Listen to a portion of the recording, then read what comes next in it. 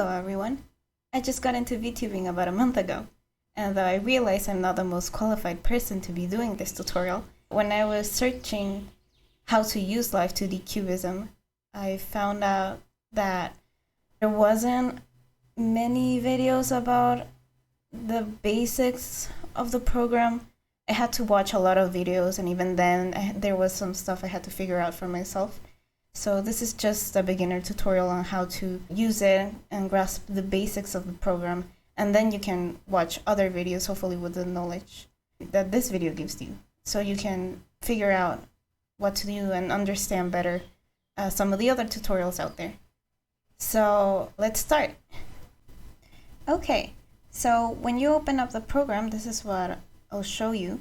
I won't teach you how to install Live2D Cubism because there's already other videos and it's pretty simple, I think. So when you open up the program, this is what you'll see, and what you want to do is click on File, click on New, and then Model, or Control N. And you want to do this first before you import your PSD file, because it'll show you all these folders. So when you import your file, they'll still be here. If you opened up the program or your PSD file first, these folders won't show up. And then you just import the file. So I'll open it here. You just click on Open. You can also click and drag your PSD file onto the program and it'll load automatically, but I'll do it this way just to show you. It'll show a loading bar, and then it'll show two different windows.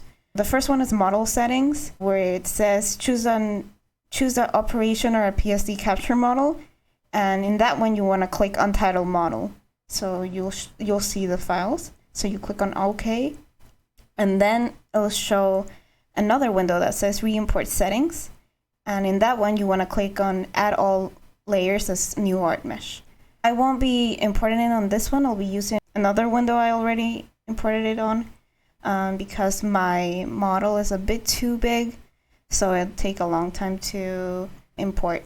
Once you've imported your PSD file, sometimes the size of it will be larger than your canvas. So what you want to do is go to File, Canvas Settings, and just adjust the size of your canvas according to the size of your file. So we've loaded up the PSD file, and it will show each of your layers here in this file, or however you name your PSD file, and you can see all your layers that you created, and below that you see the folders that Live2D made for you.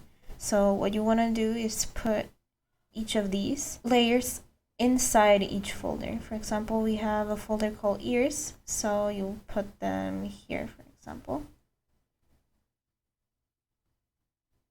and you'll do that with each of the layers. I have the finished example of this model, which is here. See, there's nothing on the PSD file, and you have each of the elements in the folder. What's most important about this window is the fact that whatever is on top of the list is going to show first. So for example, if I put the browse below face, the folder of the face, you can see that they don't show up anymore, because on this folder basically is the face, the skin of the face, so it's going to be below that. The part of organizing your layers onto each folder is basically just organization wise. You can just leave it like that, but I wouldn't recommend it, especially if you have a lot of little parts. These really help to kind of figure out where everything is and not get lost on your own art. Another thing about the layers in the upper left window is that you can rename them if you want. For example, I don't want it to be named highlight mouth anymore. I just want it to be named, I don't know, highlight M. Just press OK and it'll change it. Also, another thing you can do is clip the IDs. For example, let's remove the upper lip and the lower lip. Say the teeth, if I make them too big, for example like this, it's not gonna pass the mouth, right? Because it's clipped to it. But if I remove this clip-in ID, you can see there's white on the model, right? But if I clip it to it, it's not gonna happen. So let me clip it to the mouth. And in this case, I try to move it and it doesn't show because it only shows where the mouth is. And that's pretty much this window. So when you go back to this one, you can click, or you can type Ctrl A to select all of the layers and move them. I want them a little bit more in the center. So I'll position the model towards the center. After that, you want to create an art mesh. So you use Ctrl A2 and you click on the button that says Automatic Mesh Generator. And you're gonna want to click on a standard preset. As you can see, most of the model is just gone, it's white. Meshes tend to do that. So what I recommend is try to change the mesh for individual parts instead of the whole thing, because then it's gonna show just parts that are white. For example, in here you can see that the highlight is also gone. So for small parts, I'd also recommend to do the manual mesh generator, which isn't hard. For example, I'll start with the mouth first. So for the mouth, for example, I'll choose this layer and I'll add a mesh. You can add a mesh, for example, even if I use the deformation heavy, it will disappear. So what I can do is just click on an automatic layer and I'll create the mesh. For the mesh, you want it to be triangles. So you can see I'm making triangles for the form. So it goes something like this. A little bit more. And then just click OK on your mesh edit. And as you can see, the highlight isn't gone and I can move it and it did not disappear. So you can do that for the other elements that have disappeared with your mesh, either by using the automatic mesh on heavy deform or by editing your mesh manually. One thing I forgot to mention about the art mesh is that you can draw it however you want, as long as they're triangles. For example, one of the ways you can draw it is like this, and you can move it this way. As long as the art mesh you're drawing is slightly bigger than the object it's modifying, then you should be fine. But you can really just modify it however you want. So for example, I've seen people that draw it like this with just a straight line across the object you want to add an art mesh to. And after that line, you just surround it by triangles. Try to keep the art mesh around the same size as your object, but a bit larger, but not too large, because then it's going to be a bit harder to modify it. So for example, I've drawn it like this, and as you can see, I can still modify it however I want to. Since I've drawn a line in the middle of the drawing, the mesh is gonna modify it a little bit different than the previous art mesh, but you can still just change it however you want to. One problem that you might run into is this little blank spaces on your layers when you make an art mesh. So for example, I set the standard art mesh and got me this little gap. You can try to fix it by changing the art mesh into one that's heavy deformation or small deformation. However, this doesn't always work. So what you want to do when you have small gaps like this is simply to modify the art mesh to cover it. For example, I can take this point and drag it over here to cover up that little blank space. And since this is where the canvas ends, all of these parts aren't gonna show, so you can just use it like this. This only works with small gaps. If you have a lot of blank spaces, you might just want to try and use other art mesh, like the heavy deformation, and if that doesn't work, just undo it and then redo it. And sometimes Live2D is a little weird like that, but you have to retry until you only get the small gaps, and then you can just fix the small parts and continue on with the rest of your model. So once you've added an art mesh for all the layers, so as you can see, they all have a mesh to them. What you want to do is click on, you select all of them first of all, Control A, and then you click on Edit Texture Atlas.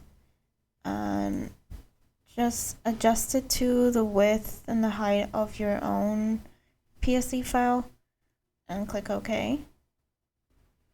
And it's gonna generate the pattern for your model. So see, you have all of this here with the highlights and everything. And you just click OK. And after you click OK, you can use your model. Now you can rig it. And now that you have your texture atlas, we should talk about the parameters. Parameters is basically what you use to rig. So for example, the movement of your character. So each of these little dots is called keyforms, and one line, so angle Z, will be the parameter. So each keyframe is basically one position and will animate to show the movement, right? You also want to sort these parameters into folders. For example, if you see right here, all of the parameters are just as is and there's no folders. So you can make your folders to organize this. But if you don't know what to name them, you can use these ones, or what I recommend is downloading the model presets that they have in Live2D. They usually have examples for them. So, for example, what I downloaded was one called Hiyori.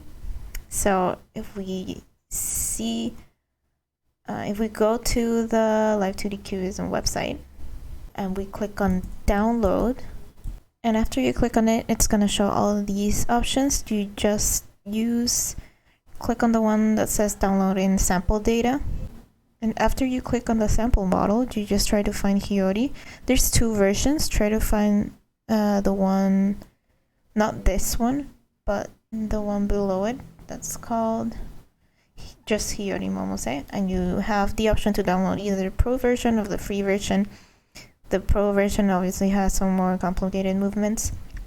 So when you open up her file, it'll show her with all the folders. So for example, here you already have it sorted out, face, eye, eyeball, and all that stuff.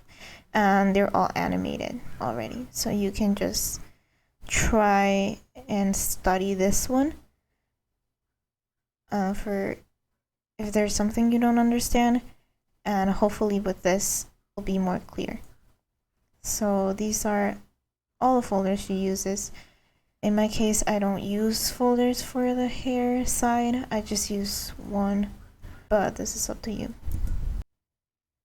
Now, deformers are one of the things that took me a long time to understand. I will open them up for you here. But basically, deformers, like the name says, it just changes the shape of whatever layer you're working on. So for example, this face rotation, you see how the keyforms are green? It's because this keyform is, well, this parameter is linked to this deformer. I only use two types of deformers. There's the create warp deformer and the rotation deformer. The rotation deformer I just use for the face, so like this. The warp deformer is the one I used when I want to, say, move the face from right to left. There's also hierarchies you need to know. We have what is a child deformer and a parent deformer. So for example, say this brow deformer, it's inside of the face rotation. That means it's the child, while the deformer for face rotation is the parent. You can also click on multiple deformers and put it inside another deformer. So for example, say I click this two and I want to rotate them. So I would click on both of them.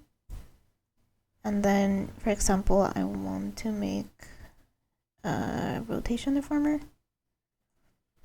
So we have the destination part. We have the name as browse rotation. And for example, I want them either as a parent of the selected object or as a child. Since I want this deformer to manipulate both brows, I'll set them as a parent. So you can see here now, this deformer is a parent of the two brow deformers. So if I say I want to move them like so, I'll move both of them, right? But if I, for example, want to change this warp deformer, then it will only change this one, this brow, and not the other one. If you mess up on any deformer, you can also just delete them or change them. For example, I'll cut this one out and the deformers are gone. You can also undo or redo with this. Say I have this eye and I want to put this eye line inside a rotation deformer. As you can see, it's inside this deformer of the eye, but if I wanted to put it outside, I can just drag it and now it's outside of the eye and it can't be manipulated by this deformer anymore. Things like that you can change. Also, you don't necessarily need deformers to change. The mesh is enough to change the pattern. For example, in here, so you can see the eye deformer is just for the rotation of the face. But for the blinking and all that stuff, what I use is just a mesh. And for each blink, it'll change just the line. And there's no deformers needed in this one. You could add them, but since this movement is precise, I'll just use the mesh. You can also use other tools such as the deform path edit for these type of, for like the eyes and stuff, but I don't really like to use them, basically because I just find them a little bit complicated for me. But you could use them. With this path deformer, you could also just change the shape. Also, you can add as many keyframes as you want, depending on how precise you want the movement to be. I have a lot of keyframes here because I wanted to track each of the movements of the eye blinking and alter them as I wanted to. Alright, so I'll show you how to do a simple deform to the face in this case. So I'll just rename this folder to face so you can see it better. I'm just gonna do the angle X. So as you can see, it is now inside. And first, I'm gonna use a deformer on both the shadow and the face.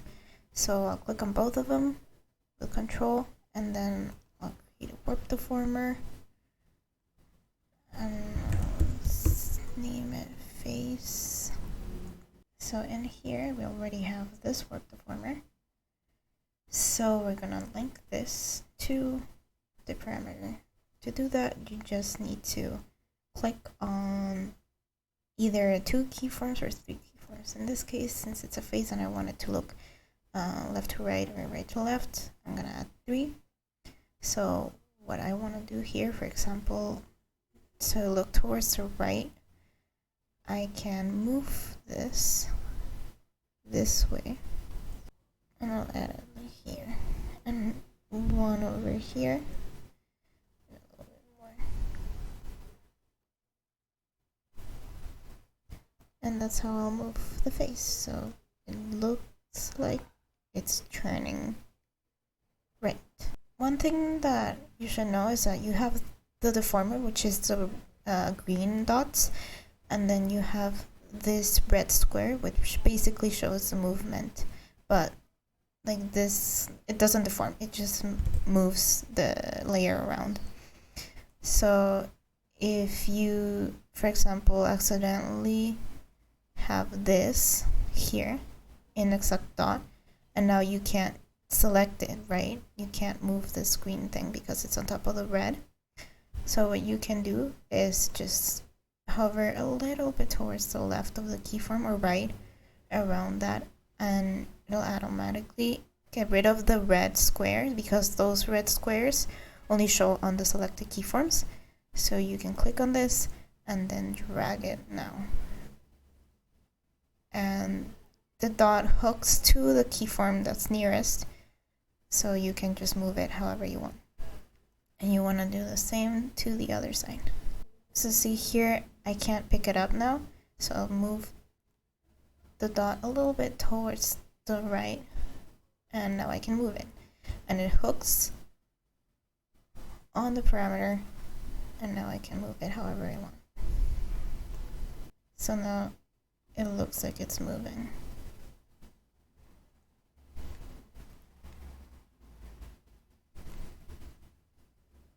See? So if we look at our model, our final model, see, now if I drag it like this, you can see how it makes the movement, or it looks like it's making a movement. This is angle X, and this is angle Y, up and down.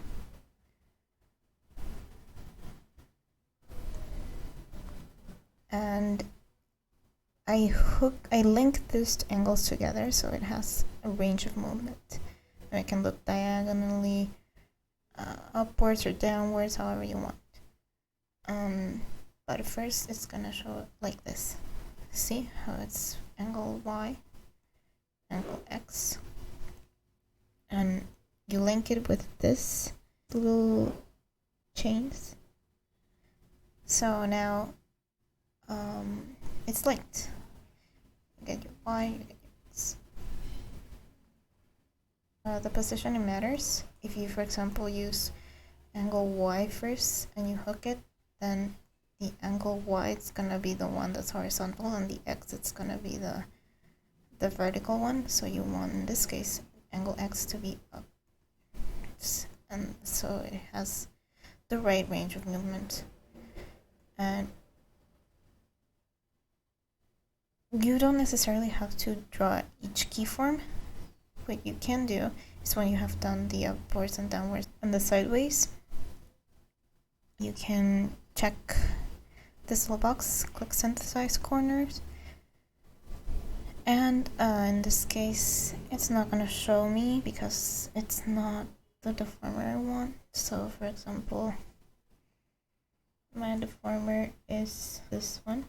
If you can see, it has both the face and inside there's a deformer for the shadow. So let me use this.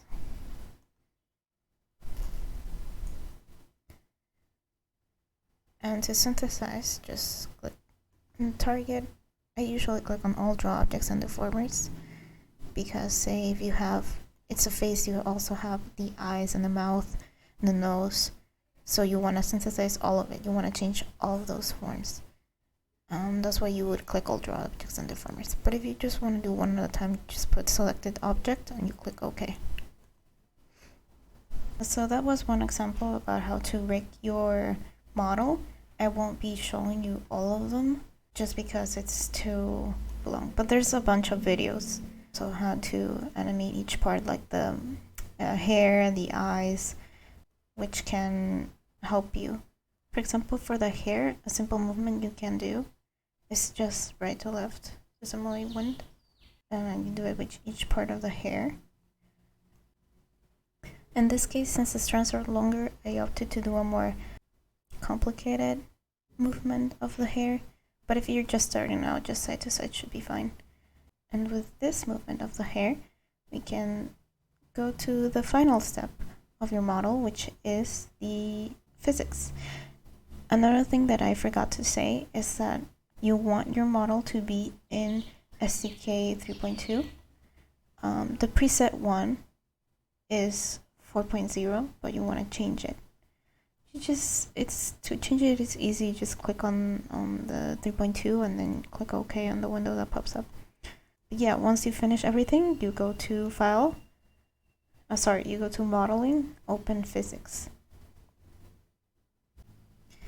On Physics, what you want to show is basically the movement of each of the parts when something moves. For example, if I turn right or if I turn left or right, you can see, for example, I have my hair moves.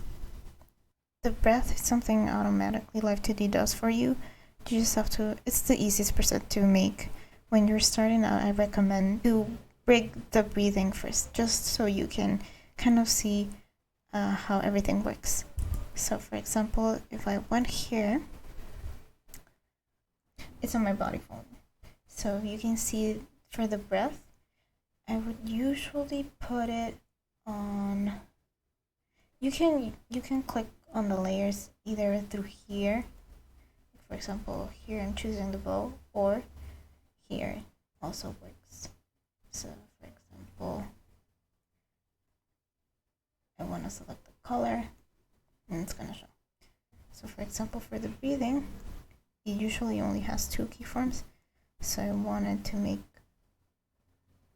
inhaling and exhaling. I also moved the arms for it, so you can see. And that's pretty much it. I'll show you another example of physics. For example, I've already animated the hair in this one, so you can see how it moves. So I'll go to modeling and open physics. And once I'm here, I'm gonna add, since I don't have any groups, I'm gonna add a new one. Name it hair. After that, I'm gonna add what I want to move. In this case, when the angle X, I'm just gonna put angle X because I haven't animated the Z one. And I want it to be 100% effective. Then you click on output settings, you put the pendulum you want, and you put what you want to move. In this case, I want the hair move side to move. So see, if I choose angle X, the hair moves. If I wanted to have more movement, I can modify the scale. For example, if I choose 3, then it will show more movement. You can also do this by modifying the duration of the pendulum. Example 5. Live2D recommends a short duration for short hair and a longer one for long hair. Since my model has short hair, I added a duration of 5. And that's how you do the physics. After you finish with your model, including all the rigging and the physics, you want to export your file. Firstly, you want to create an empty folder on your computer so you can export your Live2D file over there. Because when you export it, Live2D is going to create a lot of files, so you want them all to be in the same folder. So what you want to do is click on File, then Export for Runtime, and export as Mach3 file. After that, a window will pop up with the export settings, and you just click OK, and after that you just select the location of your empty folder and click on Save. And that's all you have to do with the exporting. Depending on the program you're using for face tracking, the instructions on how to import your model into one of those programs is gonna vary. So that just depends on the software you're using. But up till here is all you have to do with Live2D. For further recommendations, I would suggest to paint in all your shadows. For example, if you can see on my bow, if I turn right, there's a patch of skin that's not covered in the shadow, so it looks a bit weird. Additionally, as you can see, my character only has the top row of teeth. I definitely recommend for your model to have both upper and bottom, especially if you're rigging the mouth with all its movements. But for beginner only, I would recommend just doing mouth open and mouth closed. I'd also recommend checking out communities like Discord or Reddit, where you can post questions about Live2D or rigging in general. But that's pretty much it. Please remember that I'm also not an expert in Live2D. There's things that I might have said that might have been maybe not correct, or there's more efficient ways to make certain things that I've shown in this video. So I would definitely recommend to check out other videos. I'll put the links of the other Live2D artists that have helped me rig my models. Thanks for watching. Goodbye!